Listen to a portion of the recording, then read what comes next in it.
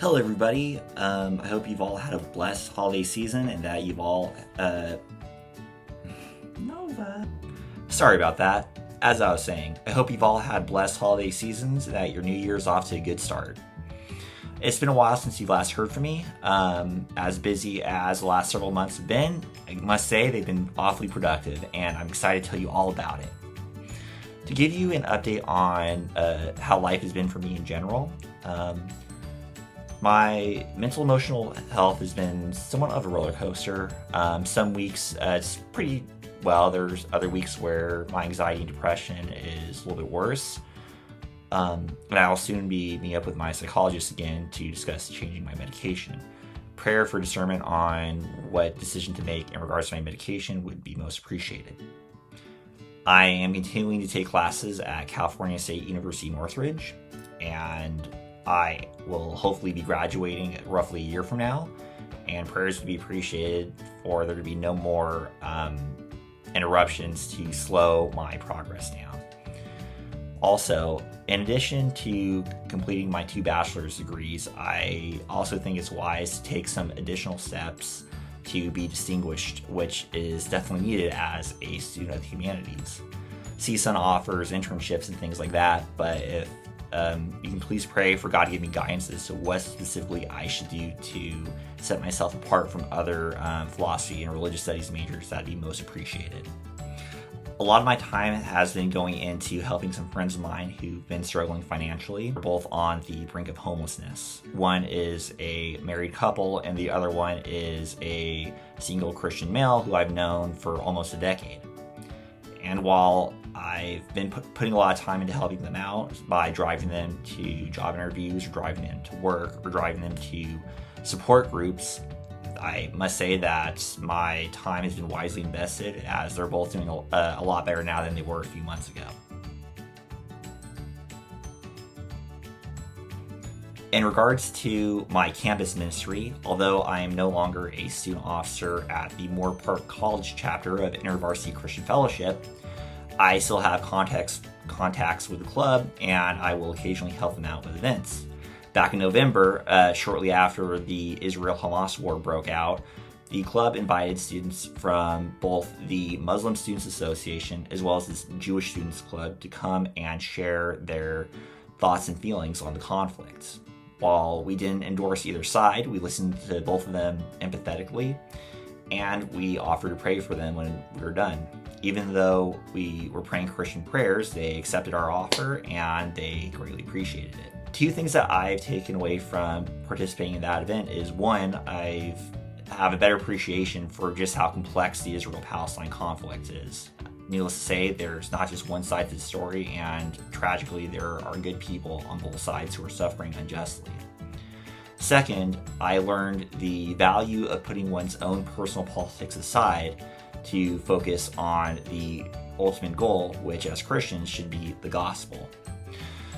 I would highly encourage you, if you ever meet anybody who feels strongly about the Israel-Palestine conflict, whether they are Jews who are hardcore pro-Israel, or maybe they are Muslim or Middle Eastern and are more sympathetic to Palestine, talk to them. Don't argue with them or try to change their mind on the issue, but listen.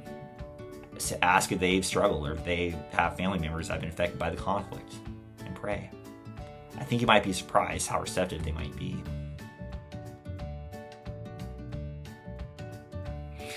In regards to my ministry to the Latter-day Saint community, I'm proud to say that Connor Lott and I have made a lot of progress on our counter missionary pamphlets. For those of you who are not aware, if you ever have Mormon or Latter-day Saint missionaries on your doorstep, they will likely give you one of 6 or so pamphlets to explain their doctrine. Connor and I have been working on our own series of pamphlets to serve as rebuttals to those for mainstream Christians to have ready, so if they're ever caught off guard with a conversation with Latter-day Saint missionaries. Attached to this email is a PDF of the first pamphlet in Connor and I's series, and I'm happy to say that the pastors and evangelists who've looked at them so far have said mostly positive things about them. So if you want to take a look at them and give me some feedback, that'd be much appreciated. In addition to working on the counter-missionary pamphlets, I've also been mentoring Christians in one-on-one meetings on how to engage Latter-day Saints in a fruitful yet non-contentious way.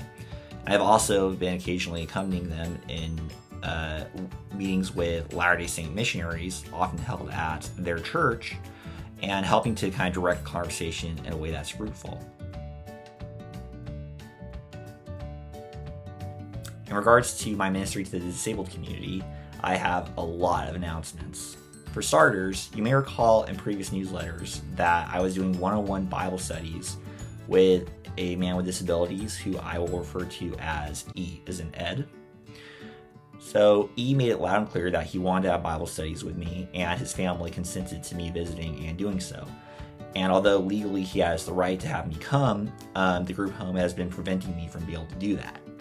Back in August was when I last spoke to E over the phone, and he told me that he was being moved to another group home, and I haven't heard from him since, and I was worried that I would not be able to get back in touch with him. But praise be, turns out he still goes to the program in Simi where I used to work and where we met originally. And I'm hoping that next time I go to visit this program, I'll be able to connect with him directly. Additionally, there's another individual with disabilities who I will refer to as S, who went with me to church twice, and she really enjoyed it. And she constantly messages me on Facebook asking when am I going to be able to take her to church again. As happy as I am to announce that, I regret to also inform you all that there have been some complications that prevented me from doing so, but I'll get to that momentarily. On another positive note, last time I visited PALS, the program that I used to work at, where I met E and S, there were 5 members of that program who all said that they were interested in going to church. And I'm really excited to be able to touch base with them next time I visit. However, it's likely that this might be my last time I'm able to visit because the rules of visitation have changed. So if you please pray that I'm able to connect with all these individuals next time I go, that'd be most appreciated. There are 2 areas of complication that have been preventing me from serving S and E and other individuals with disability. The first is in regards to driving insurance, and the second is in regard to HIPAA. In most situations, if somebody was to pick up a friend on the way to church, their car insurance can cover that no problem. However, I spoke with my insurance agent over the phone just to confirm that my car insurance plan will cover any accidents that happen while I'm driving adults with disabilities to church. And they said because I'm paid to do so as a missionary, that's a risk that they will not cover.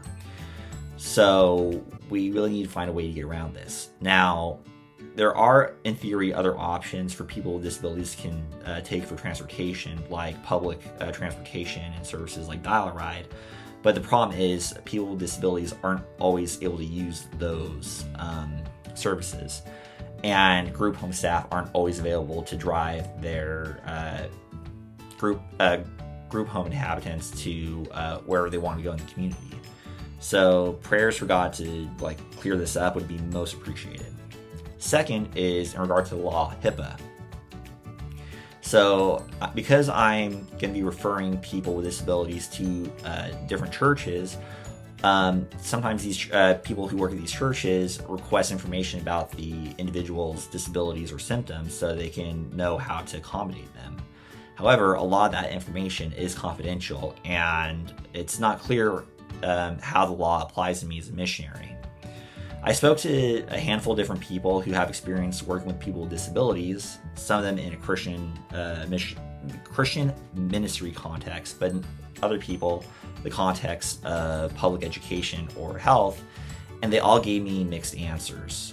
So I'm not sure to what extent HIPAA applies to me and how I can protect myself legally. If anybody can please refer me to a lawyer or paralegal, one who preferably won't charge me for consultation, that can just answer my questions, that'd be greatly appreciated. So last but certainly not least is the issue of fundraising. I've been working as a full-time missionary for a year now, and regrettably, I still make less money than when I used to work part-time minimum wage. And if I'm going to be able to support myself, I need to make more income. In the meantime, I am going to focus on fundraising, and until I can make a sufficient amount of money to support myself, I'm not going to be able to dedicate as much time to my ministries, such as working on these Latter-day Saint pamphlets, or helping people with disabilities get to church, or any campus ministries. So again, if everyone can please prayerfully consider supporting me, that'd be most appreciated. Thank you very much.